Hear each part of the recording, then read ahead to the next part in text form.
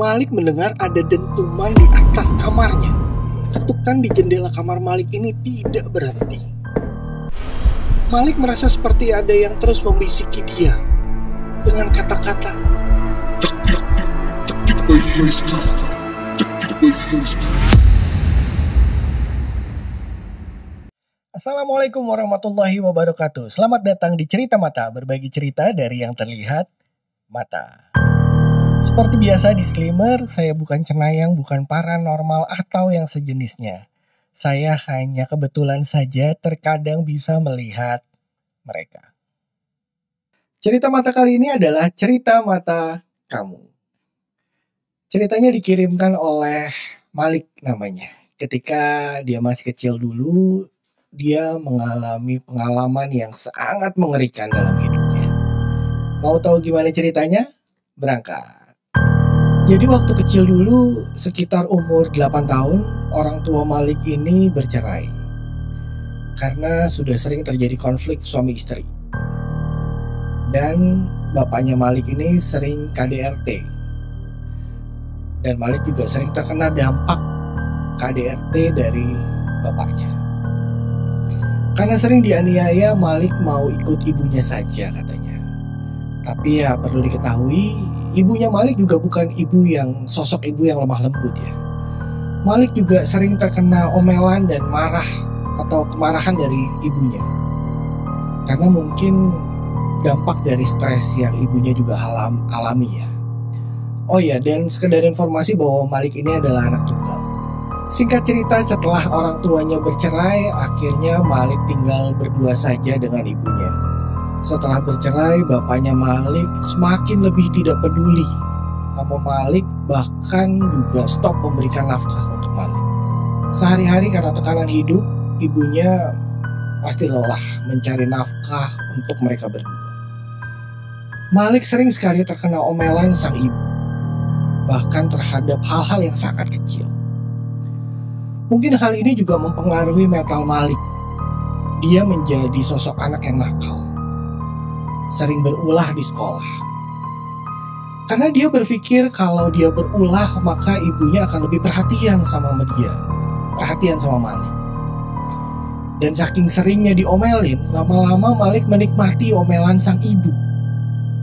Karena cuma dengan diomelin sama ibunya lah Malik merasa jadi lebih diperhatikan. Lalu setahun kemudian ibunya mulai bertemu dengan duda anak satu. Dan kemudian mereka menikah. Akhirnya ibu dan Malik pindah ke rumah ayah tirinya ini.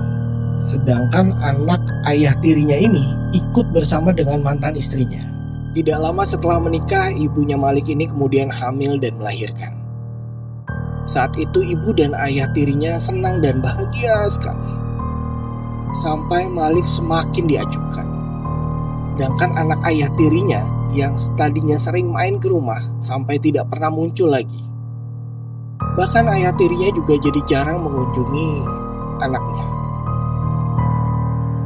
Semua berfokus pada bayi ini. Sedangkan Malik semakin sering diomeli dan hanya disuruh mengerjakan pekerjaan-pekerjaan rumah. Saking marah dan kesalnya, Malik tidak pernah mau melihat bayi ini. Ibu dan ayah tirinya hanya manis dengan bayi ini, tidak pada Malik. Sampai suatu malam, Malik mendengar ada dentuman di atas kamarnya. Tapi karena sudah dini hari dan Malik mengantuk, akhirnya dia cuekin aja dan dia kembali tidur. Namun ada kejadian aneh berikutnya. Dia mendengar ada yang mengetok-ngetok di jendela kamarnya. Dok, dok, dok. Berulang-ulang. Ketukan di jendela kamar Malik ini tidak berhenti. Malik dari yang awalnya cuek sampai akhirnya dia merasa ketakutan. Karena dia sadar ini tengah malam, gak mungkin ada orang bertamu dan mengetuk jendela pula. Akhirnya Malik menutup telinganya dengan bantal sampai akhirnya ia tertidur. Ternyata setiap malam sampai seminggu kemudian ketukan itu terus ada. Walaupun memang tidak pernah lama. Tapi walaupun ketakutan, dia tidak menceritakan ini dengan ibu atau ayah tirinya. Malik pikir percumalah cerita, toh tidak ada yang peduli dengan dirinya. Pernah terbesit di pikiran Malik untuk kabur aja. Situasi rumah sangat tidak enak buat dia. Tapi apa daya, Malik saat itu masih sangat kecil. Kekesalan dia pun semakin memuncak dengan perlakuan tidak adil yang dia rasakan dari ibu dan ayah tirinya. Lalu suatu pagi, ibunya mau ke toko sayur di depan rumahnya untuk berbelanja. Malik diminta untuk menjaga bayi alias adik tirinya ini. Ayah tirinya Malik masih tertidur di kamarnya. Akhirnya Malik masuk ke kamar bayi ini, dan bayi ini sedang tertidur pulas. Bukannya Malik merasa gemas atau senang melihat bayi ini, saat itu Malik malah merasa kesal yang luar biasa melihat bayi ini. Dia merasa ada energi kemarahan yang memuncak di kepalanya. Malik merasa seperti ada yang terus membisiki dia dengan kata-kata, Cekik bayi ini sekarang. Cekik bayi ini sekarang. Akhirnya dia cekik bayi ini. Dan tiba-tiba meledaklah tangisan bayi ini. Sekuat tenaga dia cekik terus bayi ini. Dan tiba-tiba ayah tirinya masuk ke dalam kamar dan mendorong badan Malik. Apa-apaan kamu Malik? Gila kamu ya? Kamu mau bunuh adik kamu ini? Lalu Malik menjawab, Kamu ini kenapa? "Oh!" Ayah tirinya langsung menampar Malik. "Kurang ajar kamu," katanya. Seketika itu juga Malik merasa kesetanan. Dia langsung lawan ayah tirinya. Dan terjadi perang mulut di antara mereka dan juga adu fisik. Walaupun Malik masih kecil, saat itu dia merasa dia kuat dan mampu. Mampu dan kuat melawan ayah tirinya. Sampai tiba-tiba ibunya datang bersama para tetangga dan memisahkan mereka. Sudah, kata ibunya. Entah energi dari mana, Malik sampai harus ditahan badannya oleh 3 orang bapak-bapak tetangganya. Dan ketika berhasil dipisahkan, Malik langsung disiram air segelas yang sudah dibacakan surat Al-Quran oleh Pak Wono, tetangga yang merupakan ketua RT. Dan tiba-tiba Malik berangsur tenang. Pak Wono bilang, "Malik, hari ini saya bawa menginap di rumah saya saja ya." Lalu Malik hanya mengangguk lesu. Sampai di rumah Pak Wono bertanya, "Malik, apakah kamu sedih apa yang terjadi? Apa yang kamu rasakan?" Mendengarkan pertanyaan itu, Malik langsung meledak menangis kencang. Dan Pak Wono mencoba untuk menenangkan Malik dengan kelembutannya. Lalu Malik merasa terharu. Dia merasa akhirnya ada orang yang peduli dan memperhatikan dia dan mau mendengarkan dia.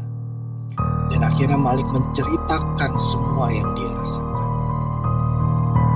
Pak Wono bilang, "Ya sudah, untuk beberapa hari ini kamu menginap di sini ya, sambil saya ruqyah supaya kamu bisa lebih tenang." Setelah beberapa hari di ruqyah, akhirnya ibunya Malik datang dan ia menangis ketika melihat Malik. Ibunya langsung memeluk Malik dan berkata, "Malik, maafkan ibu ya, yang sudah tidak perhatian sama kamu. Tapi percayalah, kalau ibu ini sayang sekali sama kamu, Malik. Menurut Pak Wono, kamu disantet oleh mantan istri ayah tirimu karena dia kesal. Sejak ayah tirimu punya anak dari ibu, ayah sudah tidak pernah lagi peduli dengan anak kandungnya yang ikut sama mantan istri. Makanya dia mengirimkan santet ke Malik supaya Malik membunuh bayi ini. Supaya kalau bayi ini meninggal, ayah tirimu jadi perhatian lagi kepada anak-anak kandungnya." Seperti mimpi, Malik mendengar semua ini. Dia memang membenci ibu, ayah tiri, dan adik tirinya ini. Tapi dia tidak pernah mau berbuat jahat terhadap mereka. Malik juga bingung kenapa dia sampai mempunyai pikiran dan energi sejahat itu, Pak Wono menemukan benda aneh di rumah kita. Ada tanah kuburan dan boneka pocong yang ditanam di samping jendela kamar kamu. Semua media untuk melancarkan santet masuk ke pikiran kamu. Tapi semua sudah dibersihkan oleh Pak Wono, kata Ibu Malik. Setelah semua percakapan ini, akhirnya Ibu membawa Malik kembali ke rumahnya. Di sana Ibu, Ayah Tiri, dan Malik saling meminta maaf. Setelah beberapa hari berpikir-pikir, akhirnya Malik memutuskan untuk tinggal di rumah neneknya. Rasanya untuk kebaikan semua lebih baik Malik pergi. Malik merasa walaupun mereka sudah saling meminta maaf atau memaafkan, luka batin Malik harus disembuhkan dengan berjauhan dulu. Dengan berat hati, sang ibu menyetujui permintaan Malik. Akhirnya Malik tinggal di kampung sampai dia dewasa dan menikah dengan tetangganya di sana. Pengalaman masa kecil membuatnya berjanji pada diri sendiri untuk selalu berkomitmen pada rumah tangganya, supaya anaknya nanti tidak perlu mengalami apa yang dia rasakan dulu. Pesan moral dari cerita kali ini adalah perpisahan orang tua seringkali membawa dampak buruk bagi anak. Bijaklah sebagai orang tua yang telah diberikan amanah oleh Allah, oleh Tuhan. Jangan sampai karena keegoisan kita, anak yang terkena dampaknya. Bersikap adil dan bertanggung jawablah sebagai orang tua. Ingat, tidak semua orang beruntung diberikan amanah anak oleh Allah atau oleh Tuhan. Demikian cerita mata kali ini. Sampai berjumpa di cerita mata berikutnya.